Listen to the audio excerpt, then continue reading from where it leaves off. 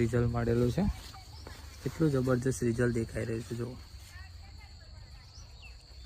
જો મિત્રો, આ નજીકથી તમને બતાવીશ, કેમેરો નજીક લઈને તો રિઝલ્ટનું તમને ખ્યાલ આવશે.